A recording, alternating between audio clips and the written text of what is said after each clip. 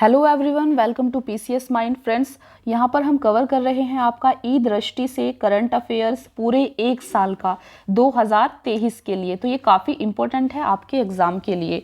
तो मैं आपको बता दूं कि अभी तक हम कवर कर चुके हैं आपका नेशनल करंट अफेयर। देखिए, जैसा कि आप देख सकते हैं, देखिए फ्रेंड्स, ये नेशनल करंट अफेयर हम पूरा कंप्लीट कर चुके हैं। तो अगर आप इसको कंप्लीट करना चाहते हैं तो आप हमारे इसी चैनल पर जाकर क्लास को देख सकते हैं। नेशनल करंट अफेयर के बाद हमने स्टार्ट किया था अपना इंटरनेशनल करंट अफेयर। तो इंटरनेशनल करंट अफेयर पर आपकी 2-3 क्लासेस आ चुकी हैं। तो अगर आपने उनको नहीं देखा है तो आप उनको भी ज़रूर देख लें। आज हम डिस्कस करने वाले हैं आपके इंटरनेशनल करंट अफेयर में न्यूज़ इन शॉर्ट्स। जो भी छोटी छोटी न्यूज़ आपकी चर्चा में रही थी पूरे एक साल में इंटरनेशनल लेवल पर और आपके एग्जाम के लिए भी काफ़ी इंपॉर्टेंट हैं ये, तो इसीलिए आज हम इनको डिस्कस करेंगे। तो चलिए स्टार्ट करते हैं फिर आज की क्लास। लेकिन उससे पहले फ्रेंड्स, अगर आप इस चैनल पर नए हैं तो चैनल को सब्सक्राइब जरूर कर ले, वीडियो को लाइक और कमेंट जरूर किया करें। तो चलिए स्टार्ट करते हैं। सबसे पहली न्यूज़ है आपके सामने, बगोटे makes it to UNESCO intangible cultural heritage list. तो बगोटे क्या है? बगोटे आप देख सकते हैं, ये फ्रेंच का ब्रेड है, ठीक है। तो इसको यूनाइटेड नेशन की, यूनेस्को की इंटेंजिबल कल्चरल हेरिटेज लिस्ट में शामिल किया गया है। बस आपको इतना याद रखना है, एक एक लाइन में न्यूज़ को आपको याद रखना है, ज़्यादा डिटेल में नहीं जाना है, ठीक है। बस इतना आपने याद रख लिया, काफ़ी है। नेक्स्ट न्यूज़ है आपके सामने, 77th session of the United Nation General Assembly. तो friends, United Nation General Assembly का अभी 77th सेशन हुआ था। तो ये कहाँ हुआ था? ये हुआ था अभी न्यूयॉर्क में, ठीक है। न्यूयॉर्क में हुआ था। 13 सितंबर 2022 को इंडिया की तरफ से डॉक्टर एस जयशंकर ने लीड किया था, ठीक है, इंडियन डेलीगेशन को। बस आपको इतना याद रखना है। तो नेक्स्ट न्यूज़ है आपके सामने, innovation road map of the mission integrated bio refineries. तो friends, innovation road map of the mission integrated bio refineries, ये आपका क्लीन एनर्जी एक्शन फोरम 2022 से रिलेटेड है। बेसिकली आपको याद रखना है, ये क्लीन एनर्जी से रिलेटेड है, ठीक है। यहाँ पर स्वच्छ ऊर्जा पर बल दिया जा रहा है, क्योंकि आपको पता होगा कि कार्बन डाइऑक्साइड की कितनी ज़्यादा एमिशन हो रहा है पूरे वर्ल्ड में, और हम कितने सारे जो है एनवायरमेंट क्राइसिस को फेस कर रहे हैं, कितनी सारी एनवायरमेंट लेवल पर प्रॉब्लम हो रही है, आपकी क्लाइमेट चेंज, ग्लोबल वार्मिंग, ठीक है। तो आप मान सकते हैं कि क्लीन एनर्जी पर इस मिशन के द्वारा बल दिया जाएगा, और इसको union minister doctor Jitendra Singh ने, ठीक है, यूनाइटेड स्टेट के पिट्सबर्ग में इसको लॉन्च किया है, ठीक है। और इसकी जो है सहयोगी कंट्री कौन कौन है, तो आप देख सकते हैं, Brazil, Canada, European commission, UK, ये इसकी जो है सहयोगी कंट्री हैं इस मिशन की, ठीक है। और इसको सबसे पहले पेरिस एग्रीमेंट 2015 के साथ में इसको लॉन्च किया गया था, ठीक है। तो इस चीज़ को भी आप याद रख सकते हैं। नेक्स्ट है आपका, ये काफ़ी इंपॉर्टेंट है, USA ratify the Kigali amendment. तो अमेरिका ने किगाली अमेंडमेंट को रेटिफाई कर दिया है। इट मीन्स कि इसको स्वीकार कर लिया है। ये 22 सितंबर 2022 की न्यूज़ है। तो यूएस जो लॉ मेकर्स हैं, यूएस में जो कानून बनाते हैं, ठीक है, उन्होंने जो मॉनेट्रियल एग्रीमेंट का जो किगाली अमेंडमेंट है, इसको जो है स्वीकार कर लिया है। फ्रेंड्स, मॉनेट्रियल प्रोटोकॉल आपका काफ़ी इंपॉर्टेंट है।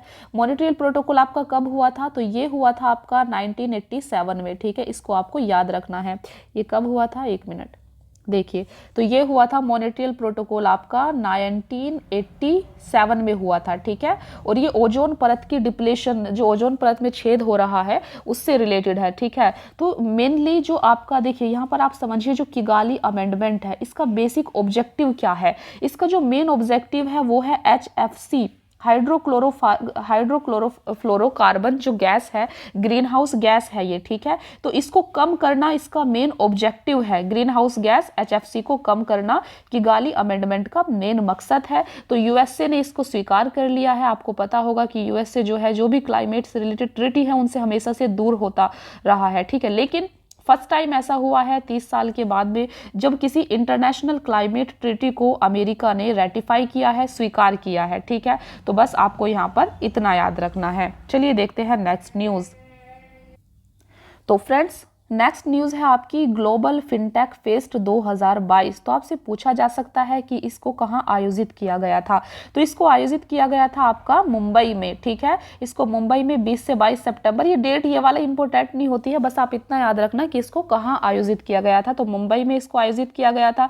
किसने इसमें पार्टिसिपेट किया था? तो इंडिया की जो फाइनेंस मिनिस्टर है निर्मला सीतारमण और रिजर्व बैंक ऑफ इंडिया के जो गवर्नर हैं, ठीक है, इन दोनों ने इसको पार्टिसिपेट किया था। और इसको किसने जो है ऑर्गेनाइज किया था? तो आप देख सकते हैं इंडिया में जो NPCI national payment corporation of India, NPCI, PCI payment control of India और एफसीसी फिनटेक कन्वर्जेंस काउंसिल, तो इन तीनों ने मिलकर ये जो फेस्ट है इसको आयोजित किया था। फिर देख सकते हैं आप इसकी थीम क्या है। तो इसकी थीम थी creating a sustainable financial world, global inclusive green, ठीक है। तो ये इसकी थीम थी।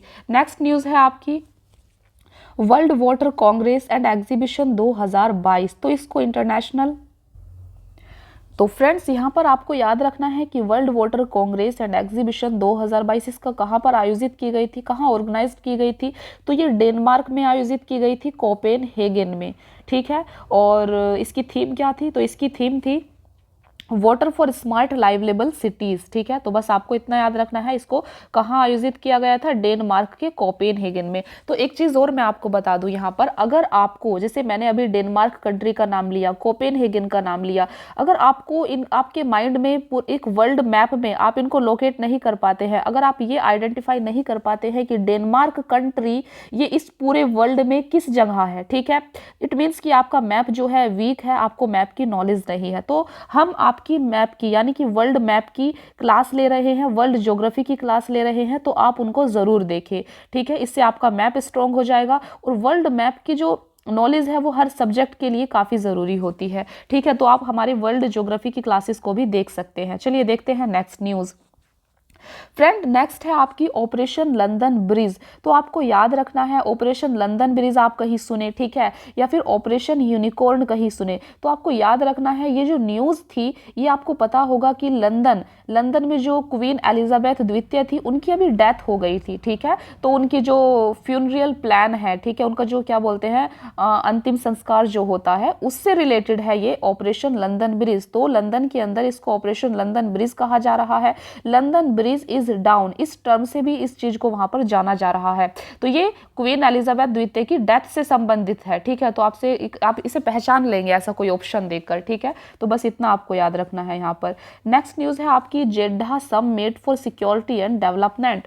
तो यहाँ आप देख सकते हैं कि जो जेड्डा समिट है ये कहाँ पर, किसने होस्ट किया है इसको? Saudi Arabia. और जेड्डा क्या है? ये सऊदी अरबिया की एक सिटी है, ठीक है, जेड्डा सिटी ऑफ सऊदी अरबिया। तो इसी के नाम पर इस समिट को नाम दिया गया है। और बेसिकली ये किस किस के बीच में हुई है, किसने इसको अटेंड किया था? तो इसको अटेंड किया था जीसीसी की फुल फॉर्म होती है, आप देख सकते हैं, gulf cooperation council. Egypt, Iraq, Jordan और यूएस, इन सब ने मिलकर इसको अटेंड किया था। और इसका उद्देश्य क्या था, किस चीज पर ये एम्फेसाइज करती है, किस चीज पर ये बल देती है? तो आप देख सकते हैं importance of taking required measures to protect the security and stability in the Middle East. इसका मतलब है कि ये जो समिट हुई थी ये मिडिल ईस्ट में शांति बनाने पर बल देती है, ठीक है। मिडिल ईस्ट में आपको पता होगा यहाँ पर काफ़ी जो है लड़ाइयाँ चलती रहती है, काफ़ी क्राइसिस भरा जो है यहाँ माहौल है मिडिल ईस्ट में, ठीक है। तो यहाँ पर शांति, सिक्योरिटी और स्टेबिलिटी से रिलेटेड ही ये मीटिंग थी। जेड्डा सिटी कहाँ है? सऊदी अरब में है, इतना आपको याद रखना है। फिर नेक्स्ट न्यूज़ है आपकी, काफ़ी इंपॉर्टेंट हो जाती है, देखिए आप एक मिनट देखिए।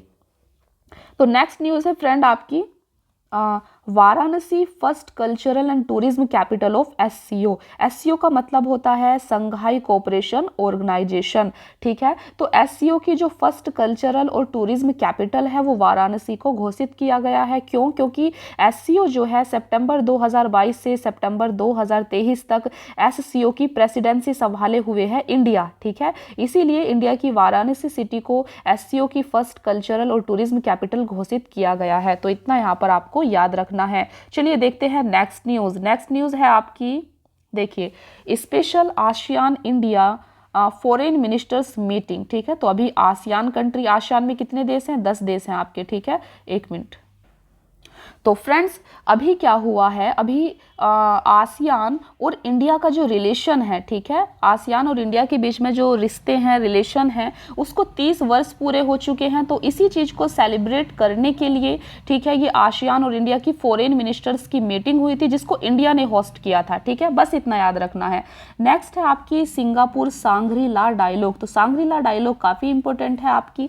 सांग्री-ला डायलॉग को किसने होस्ट किया है, यह कहाँ आयोजित हुई थी, कि सिंगापुर में आयोजित हुई थी, ठीक है, 19वें नंबर की है ये, तो इसको सिंगापुर में आयोजित किया गया था।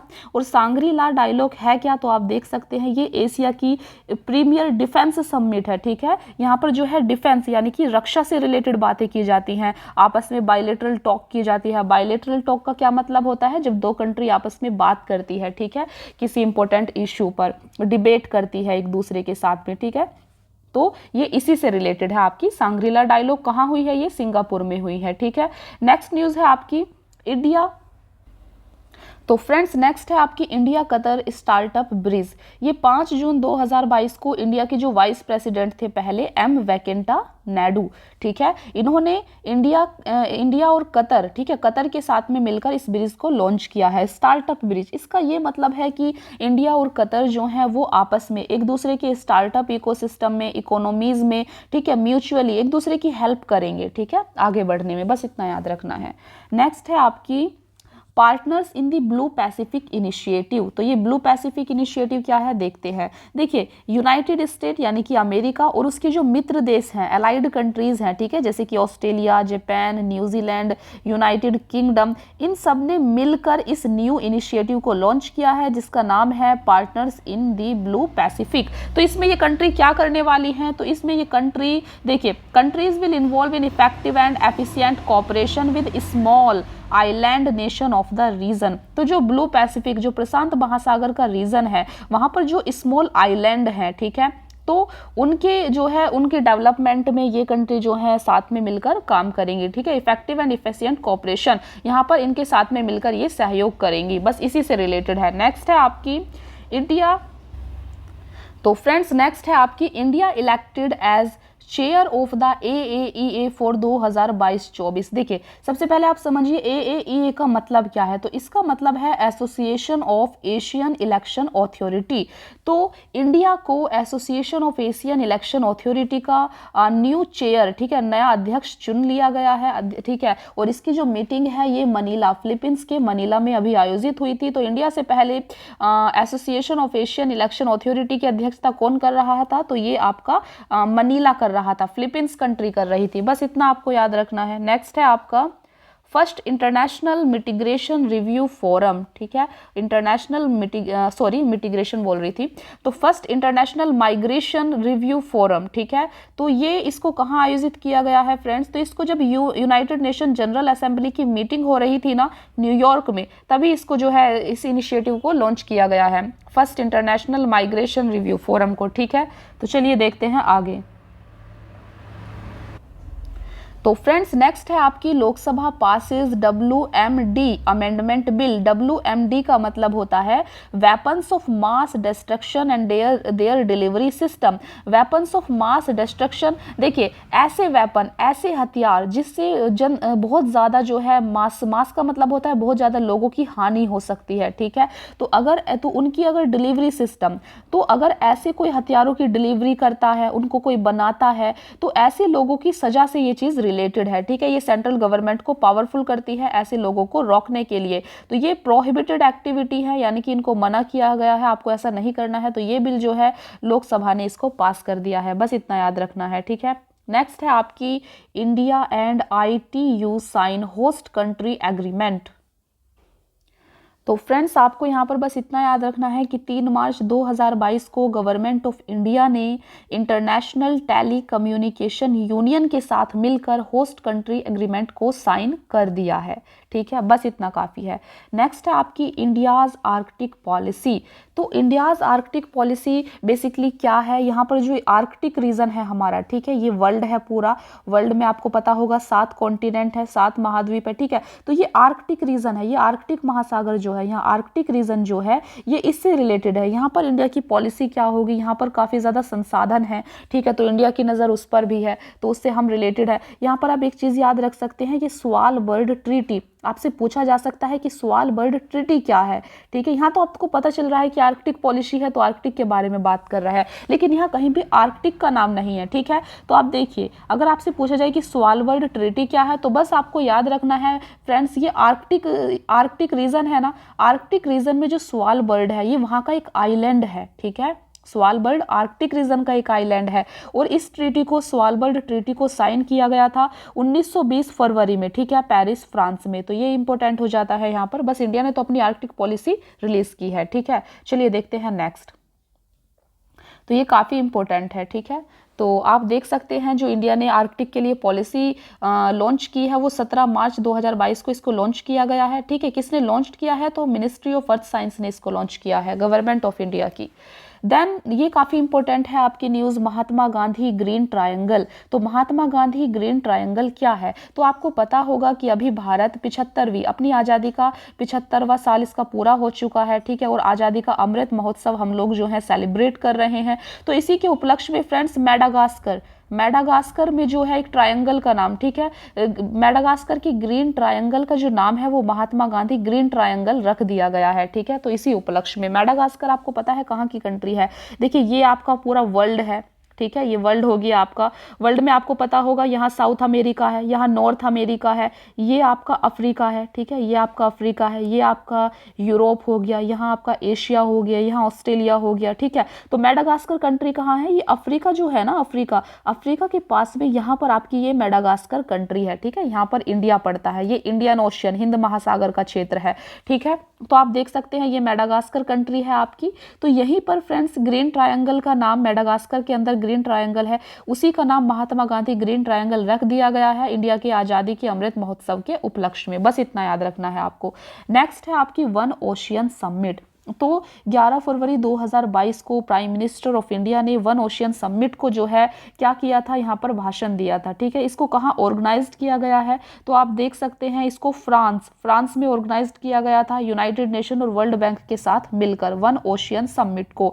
इसका ऑब्जेक्टिव क्या है, तो the goal of the One Ocean Summit देखिए is to raise the collective level of ambition international community of marine issues. तो बेसिकली ये जो वन ओशियन समिट है, ओशियन का मतलब समुद्र, ठीक है, तो मरीन का मतलब भी समुद्री होता है, ठीक है। तो समुद्र से रिलेटेड जितना भी इश्यूज हैं उसको उठाना इंटरनेशनल लेवल पर वन ओशियन समिट का लक्ष्य है, ठीक है, इतना आपको याद रखना है।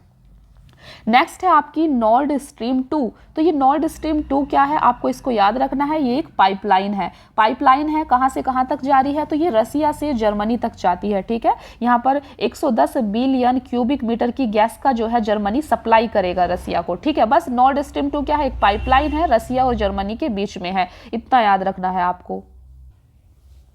देखिए फ्रेंड्स, नेक्स्ट है आपकी इजराइल सी डोम डिफेंस सिस्टम रिपोर्ट। तो यहाँ पर आपको याद रखना है ये जो सी डोम वर्ड है ना, सी डोम डिफेंस सिस्टम कौन सी कंट्री का है डिफेंस सिस्टम है, ये तो इजराइल का है, बस इतना काफ़ी है यहाँ पर, ठीक है। नेक्स्ट है आपकी ग्लोबल वैक्सीन मार्केट रिपोर्ट 2022। तो ये वैक्सीन मार्केट रिपोर्ट को किसने रिलीज किया है, किसने पब्लिश किया है, इसको WHO ने पब्लिश किया है, वर्ल्ड हेल्थ ऑर्गेनाइजेशन, ठीक है। तो फ्रेंड्स यहाँ पर आपकी जो न्यूज़ इन शॉर्ट्स थी, ठीक है, यहाँ पर ये कंप्लीट हो जाती है। और जैसा कि आप देख सकते हैं नेक्स्ट है आपका इंडेक्स, जो अंतर्राष्ट्रीय स्तर पर इंटरनेशनल लेवल पर जो इंडेक्स हैं, रिपोर्ट आई हैं, ठीक है, उसमें इंडिया की रैंक क्या है, यहाँ से क्वेश्चन आपके एग्जाम में बहुत ही ज़्यादा पूछे जाते हैं। तो नेक्स्ट क्लास में हम सिर्फ एक क्लास में, ठीक है, इसकी अलग से क्लास बनाएंगे, तो एक क्लास में इंटरनेशनल लेवल पर जितने भी आपके इंडेक्स हैं, जैसे कि आप देख सकते हैं global hunger index, human development index, ठीक है, ग्लोबल जेंडर गैप इंडेक्स, ये काफ़ी इंपॉर्टेंट इंडेक्स है, इनसे आपके एग्जाम में क्वेश्चन आते ही हैं।